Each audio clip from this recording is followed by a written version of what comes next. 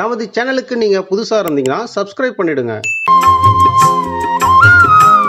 குரோதி வருடம் ஆடி மாதம் 31ஆம் நாள் வெள்ளிக்கிழமை. ஆங்கில தேதி ஆகஸ்ட் 16, 2024. வளர்விரை ஏகாதசி. சர்வ ஏகாதசி. நல்ல நேரம் காலை 12 மணி 15 நிமிடங்கள் முதல் 1 மணி 15 நிமிடங்கள் வரை. மாலை 4 மணி 45 நிமிடங்கள் முதல் 5 மணி 45 நிமிடங்கள் வரை. ராகுகாலம் காலை 10:30 மணி முதல் 12 மணி வரை. யமகண்டம் மதியம் 3 மணி முதல் 4:30 மணி வரை. சூலம் மேற்கு.